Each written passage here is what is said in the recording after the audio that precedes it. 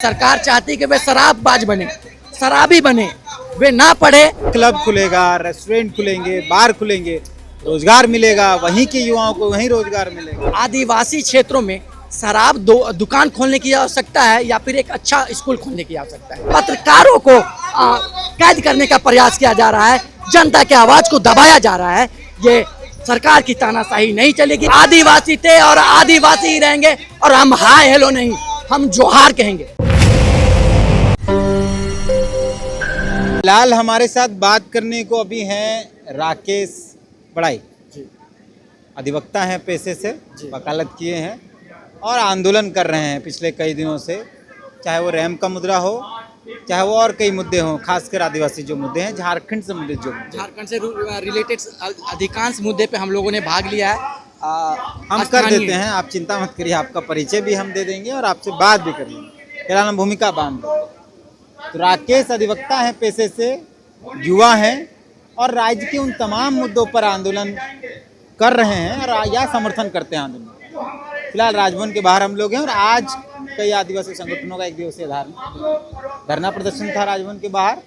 इनकी कई सारी मांगे हैं और फिलहाल राकेश वहीं पे हैं। पहले ये बताइए कि आज का जो प्रदर्शन है, जो धरना है, वो किन मुद्दों पर?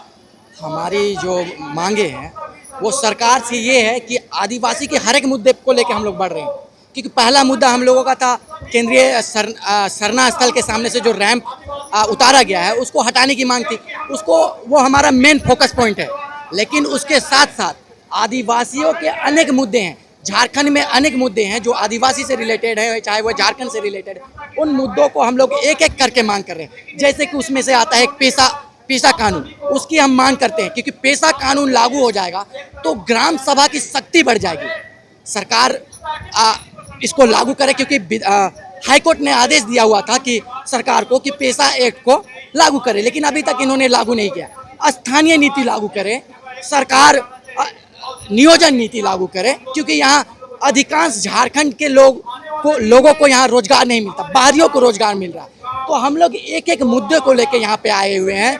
हम लोग चाहते हैं कि सरना धर्म कोड भी लागू हो, स्थानीय नीति भी लागू हो, नियोजन नीति भी लागू हो और हमारा जो धार्मिक स्थल है वो भी बचे, हमारा जमीन भी बचे, जो मारंगबुरु है सारा चीज बचे।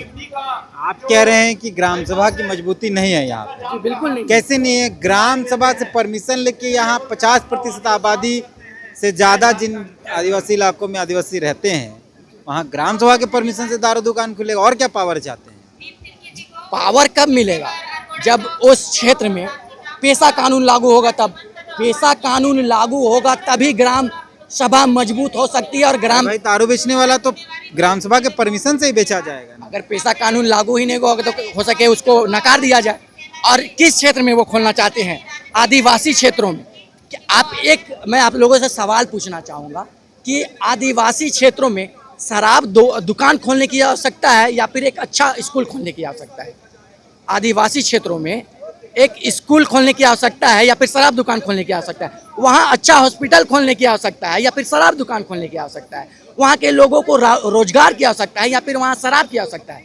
बिल्कुल नहीं, शराब दुकान की आवश्यकता नहीं है। हमारे लोगों को अच्छा स्कूल चाहिए, अच्छा रोजगार चाहिए, अच्छा स्वास्थ्य चाहिए। आप गाँव में जाइए, गाँव में स्कूल की हालत देखिए। आप स्कूल का हालत कतई बहुत ही दयनीय है। आज हमारे गांव में, मेरा गांव का नाम है जूरा, जो कि भरनो प्रखंड के दुम्बो पंचायत के अंदर आता है। वो 8 क्लास तक है, लेकिन वहाँ मात्र एक टीचर है।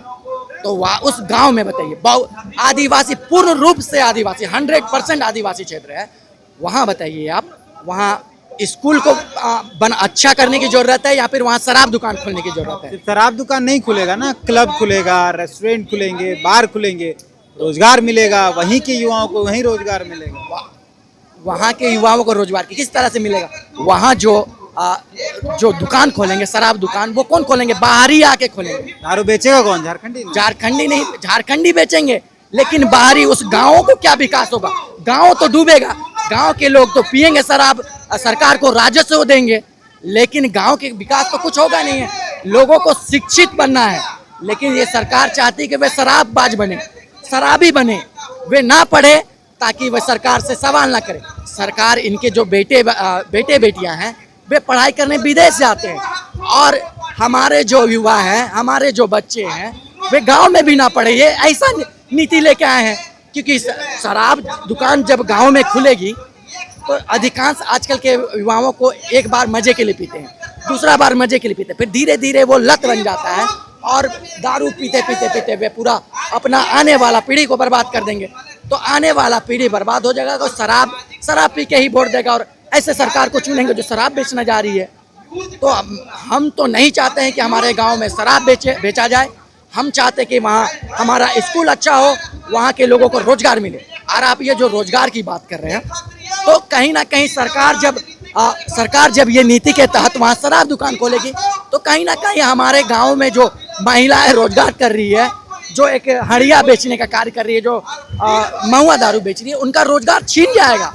क्योंकि जब वहाँ सरकार के जो नुमाइंदे जो आएंगे और वे जो शराब दुकान खोलेंगे तो वहाँ महुआ हाड़ी और दारू जो बेचा जा रहा है उनको बंद करवा दिया जाएगा। अपने राकेश का और एक खासियत ये है कि ये आदिवासी मुद्दों को, झारखंड के मुद्दों को रील्स के माध्यम से भी प्रमोट करते हैं। आपका जो अपना सिग्नेचर स्टाइल है उस स्टाइल में कोई एक बातचीत हम लोग से कहें। मेरा स्टाइल तो यही है कि हम आदिवासी के लिए बोलते हैं कि आदिवासी थे, आदिवासी ही रहेंगे, कि आदिवासी थे और आदिवासी ही रहेंगे। और हम हाय हेलो नहीं, हम जोहार कहेंगे। क्योंकि जिस तरह से अभी हम लोग सरना कोड की मांग कर रहे हैं, हमारा एक अपना अस्तित्व होना चाहिए, आदिवासियों का एक अस्तित्व होना चाहिए। और आदिवासी की पहचान आदिवासियत से है, ना कि किसी धर्म से। और जिस तरह से आज 4 जून को शायद बंद भी हम लोगों के द्वारा 4 जून को बंद का आह्वान किया गया।